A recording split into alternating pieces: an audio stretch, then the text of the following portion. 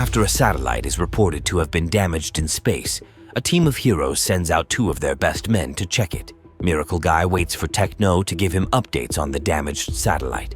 After Techno tells him what to do, Miracle Guy flies into space to fix it. He soon discovers that the satellites have been hit badly. He immediately communicates this to Techno and tells him about an alien spaceship he sees. As the spaceship blasts some beaming lights at him, Miracle Guy boasts about how the aliens are not a match for him. Before even trying to attack the enemy, he takes a selfie for his socials. However, something speeds behind him, and he figures out that it's not just one spaceship, because there are several of them. Techno's jetpack starts to beep a warning sign as he's now low on fuel. He calls for Miracle Guy to come back quickly before he runs out of power. However, an explosion occurs, and he sees Miracle Guy falling from the sky. Techno immediately contacts their team of heroes called Heroics to inform them that Miracle Guy has been hit. As the control team seems shocked about this, Techno powers up to save Miracle Guy, after which he runs out of power and both men fall. Elsewhere, Missy wakes up and gets a message from her dad, Marcus, through her electronic bracelet. Marcus tells her to come down for breakfast, and after she's through deciding what to wear to school, she joins him. As they have breakfast, they watch the news and see Miracle Guy being transported in an ambulance. Missy is shocked to see this, but Marcus says it's most likely a training drill to prepare for a what-if moment.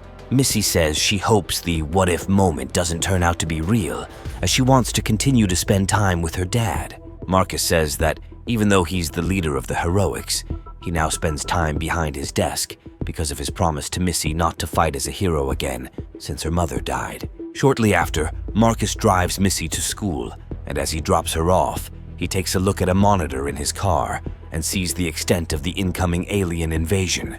He arrives at work, and while he's at his desk in the operations room, his boss, Miss Granada, decides to pick 2 heroes who will go and deal with the problem in space. Marcus tells Miss Granada it's not a job for 2 heroes, but she only offers to call 1 more person. However, Marcus shows Granada the extent of the incoming invasion, and she agrees that it's a job for all the heroes. She asks one of the workers in the operations room to sound out an alarm for all the heroes. As she does this, she notices that Marcus doesn't stand up. She tells him that since all the heroes need to fight together, he needs to join them. Marcus, however, says he already promised his daughter never to fight again. Granada tells him they need all the help they can get, and since he's the leader, he must do it. Marcus agrees and uses his magnet hands to pull his swords from the wall, after which he leaves the room. At school, some of Missy's friends ask her to help them bring down a ball that is stuck on a tree. Missy says she can't do it because, unlike her dad, she doesn't have magnet hands. The ball soon falls naturally, and all the kids leave her alone. Just then, 2 operatives from the Heroics come over to get her. Inside the car, Missy asks them questions about where they're taking her, but they don't give her any answer. Suddenly, she gets a call from her dad through her bracelet. Marcus asks if she's being taken to headquarters, and when she says yes, he ends the call, telling her that's good. Missy doesn't understand what's going on, and not long after, she arrives at the Heroics headquarters. Miss Granada introduces herself to Missy and tells her that she needs to be taken to an underground stronghold for the kids of the Heroics. She tells Missy that they cannot afford to put the kids in danger while their parents are out saving the world. Missy doesn't look pleased with this and says she doesn't think she'll blend in with the other kids because she's different. She also tells Miss Granada about her dad's promise never to fight again. However, Miss Granada is tired of Missy's frequent complaints, and she tells her not to be a problem and to join the other kids. As she enters the classroom, Miss Granada introduces Missy and tells the kids she's happy with them for being well-behaved so far. Immediately, Miss Granada leaves. One of the kids named Noodles stretches his neck to the door to check if she's truly gone. As he doesn't hear anyone close to the door, Noodles tells the others, who then start making noise and playing around with their powers. Missy looks surprised by this, especially when a little girl named Guppy seems able to make several objects out of water.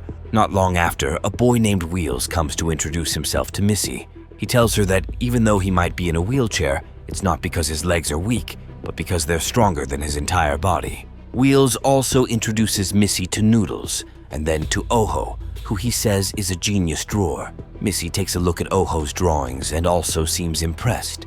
However, one particular drawing of Missy standing in front of the class makes her wonder why Oho drew it. Oho doesn't say anything, and Noodles tells Missy that Oho doesn't talk, and she only speaks through her drawings.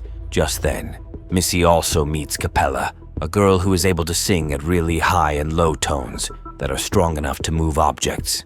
As Capella shows off her powers and lifts some chairs, with a boy named Facemaker standing on one of the chairs, Missy realizes that Oho had drawn something similar. She looks suspicious at Oho but doesn't say anything. Wheels then introduces Missy to Slow-Mo, a boy who moves really slowly even though his father's name is Blinding Fast. Missy also meets Facemaker, who is able to transform his face into anything or anyone. He wins a bet against Noodles, and out of anger, Noodles makes his hand bigger and breaks the table. Missy then meets Rewind and Fast Forward, a boy and a girl who are twins and also able to rewind and fast forward time. Even though they're twins, neither of them seems to like each other. After Noodles breaks the table, Rewind is able to take them back to before Noodles broke it. Then, an exercise ball is placed in the position of the table, and Noodles pops it instead. Next, Missy gets introduced to the leader of the superhero kids named Wild Card. Wheels tells her that there's no power Wild Card doesn't have, though he doesn't know how to control it. To prove he can control it, Wild Card tries to teleport the book in front of him, but he only happens to set it on fire. Finally, Wheels introduces Missy to Guppy, who explains that she needs water to use her powers, just as she puts out Wild Card's fire. She also tells Missy that her dad is Shark Boy and her mom is Lava Girl, and it's also why she's able to move water instead of lava. Guppy is also one of the strongest, as she has shark strength. After the introductions, Wild Card sounds curious about Missy's powers. When Missy doesn't answer, Wild Card realizes that she has no powers, and that leaves Wheels and the others in shock. Missy, however, says she doesn't want to talk about it and prefers to watch the news to see if there's any update on their parents. Wheels turns on the TV, and the kids are just in time to watch all the heroes take on the aliens, who have now entered Earth and are also preparing for a fight. As the kids seem excited to watch their parents in action, Missy is surprised to see Marcus, as she didn't expect he'd come out to fight after his promise to her. The action soon starts, and all the heroes throw all they've got at the aliens. Unfortunately, this is not enough, and they all get taken one after the other until only Marcus is left. The aliens suddenly surround Marcus, but rather than give up, he first calls Missy through her bracelet and says sorry for breaking their promise. He says he has to fight because he's the leader of the heroics, but just before Missy can convince him otherwise, he decides to charge towards the aliens. It doesn't end well, though, as he gets taken as well. All the kids look sad about what happened, and shortly after, the President of the United States goes live on TV to address the situation. He announces that the heroics have indeed been captured. As he continues his address, he gets an already decoded message from the Supreme Commander of the aliens. The President says that, from the message, the aliens have warned that they're preparing Earth for a takeover in a few hours, and everyone must accept it without a fight. He ends his message by saying only God can save them all. After the President's address, Miss Granada also sends a message to the children to remain in the room, as it's the only place they'll be safe. However, Missy tells the other kids that they're not safe there. She tells them that the aliens know where they are, and after capturing their parents, they will now be next. The other kids are surprised by how she knows this, and Missy goes to pick up Oho's tablet. She tells them that Oho actually draws things from the future. She shows them the drawings of Facemaker floating in air, and Noodles also punching the exercise ball. She then shows that the next drawing indicates that an alien will enter the room and take Wild Card. Wheels takes the tablet and sees that Missy is saying the right thing, and that they might be in danger. However, Wild Card doesn't like the idea of Missy trying to come up with a plan when he's their leader. Missy says she only wants to go out, and anyone who wants to leave with her can join. The others don't think escaping will be easy because the whole place would be on lockdown. But then Wild Card asks if Missy has a plan for that, and she says she has one. The plan starts by getting Facemaker to distract some guards and get them to come into the class. After that, they tell the guards what they know about aliens coming to get them. However, the guards don't believe them and also say that the classroom is a fortress and nothing can get in. Missy tells the guards that to make things easy for them, they have to drop their access cards and let the kids leave peacefully. While the guards wonder what this means, Missy asks the boys to place some cushions in front of the guards. When the guards ask what it's for, Guppy tells them it's to prevent them from landing badly on the floor. The chief guard sees this as a joke, but just as he tells Guppy to move back, she takes his hand and slams him on one of the cushions.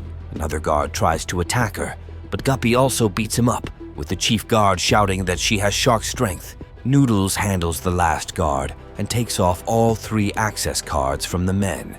However, just as Missy is telling the chief guard that aliens are really coming, another guard hits the emergency alarm button to place the class on lockdown. Immediately, Missy sees that this might ruin her plans, so she tells Rewind to take them back so they can cuff the guard before he hits the alarm. Before they can do anything, an alien makes it into the room. While Wildcard talks about how he knew Missy's plan wouldn't work, the alien picks him up.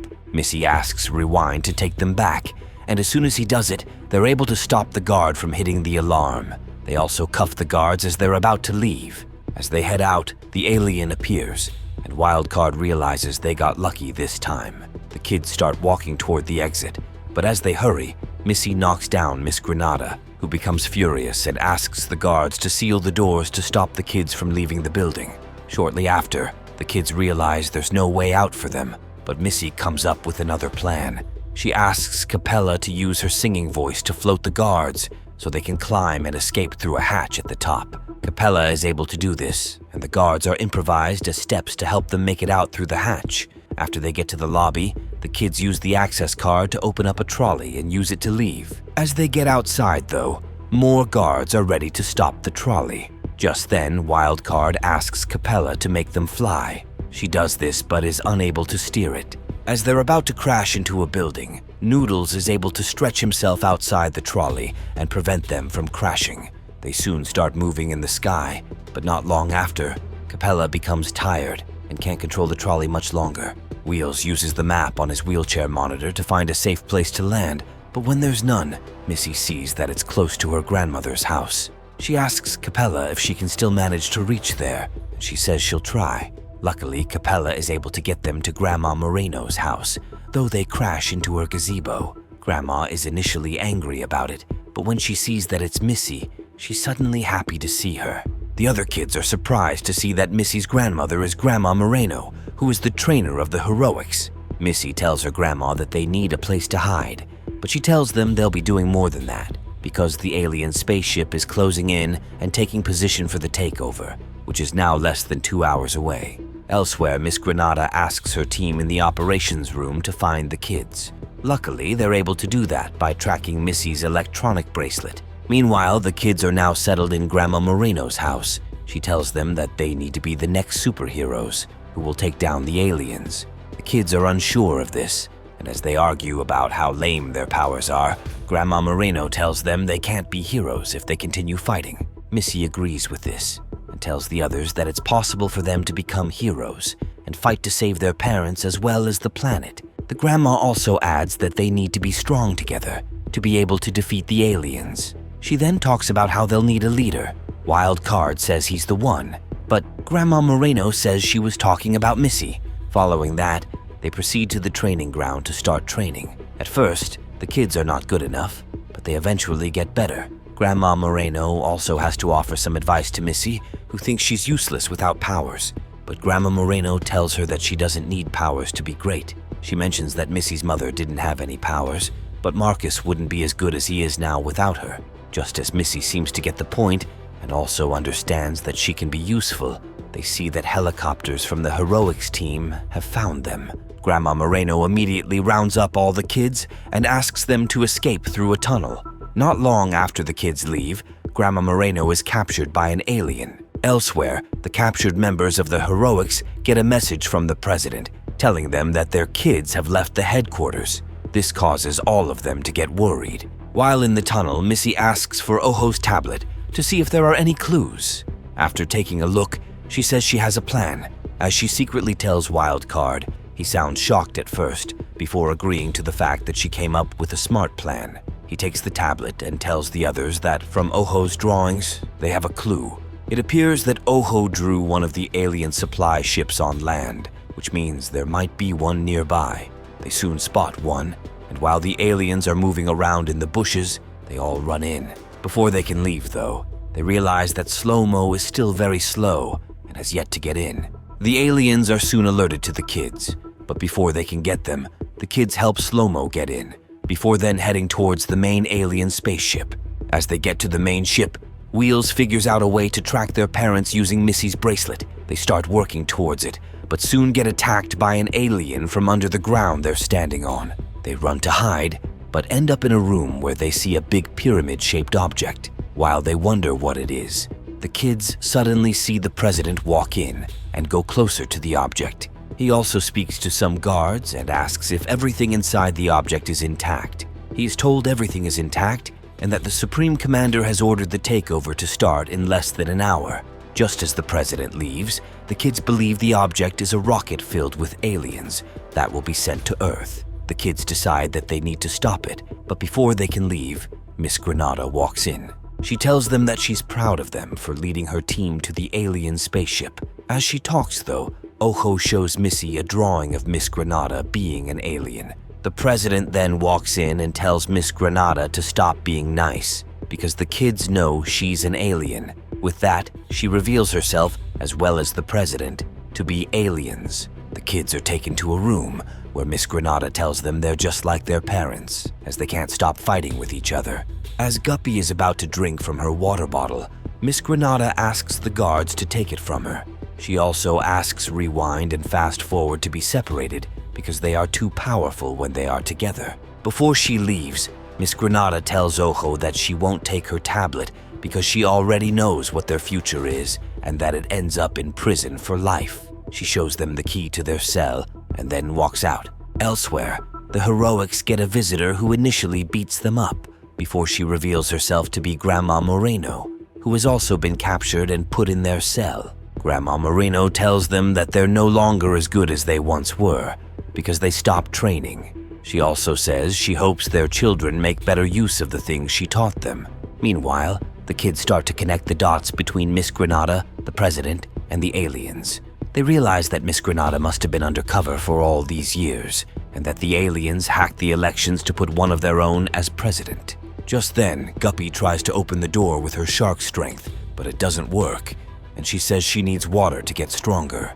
Shortly after, Missy figures out a way to get them out. She starts telling the others about how they're stuck and will never make it back home, forcing them to cry. Wildcard initially tries to stop her from being negative, but he soon realizes what she's trying to do.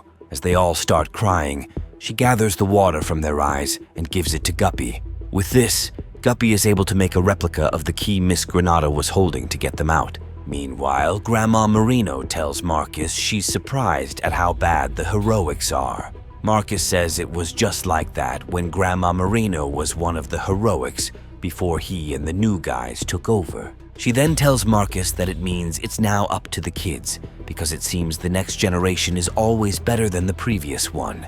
Just then, Techno figures out a way to turn on the security monitor in their cell. As it comes on, the heroics see their kids leaving their cells. With only 18 minutes left, Missy tells Wheels that they all have to go to the rocket to try to stop it before the takeover. However, Wildcard thinks it's a bad plan, and they're supposed to go and find their parents who will then deal with the aliens. Despite time not being on their side, Wildcard insists that he's going to release their parents. He takes Facemaker with him while the other heads towards the rocket. However, Wildcard soon picks up a fight with Facemaker over the direction to where their parents are. They then head in separate directions, and Miss Granada seems to enjoy it as she watches it on the monitor. She, however, tells the guards that they have to get Wildcard because he has no control over his powers and could blow them up at any time. Missy and the other kids are soon attacked by a group of guards who are also aliens. After initially looking scared, the kids are able to work together to defeat them and then head over to the room with the rocket. As they watch, the heroics are also proud to see their children in action. Wildcard also gets picked up and taken to the interrogation room by Miss Granada and some guards. As they ask him questions about what the kids are planning, He only makes jokes that even get one of the guards laughing. Meanwhile, as the other kids approach the rocket to stop the takeover, a force field suddenly surrounds it. As they wonder who could have done it since they are all alone in the room, Oho talks and says she's the one. Noodles is shocked to hear her talk, and she says that even though she can talk, she just chooses to observe and say nothing. As she talks about how they can't work together and how Wildcard is not with them, Missy says they were actually working together. Missy calls Wildcard in the ship's control room, and he answers.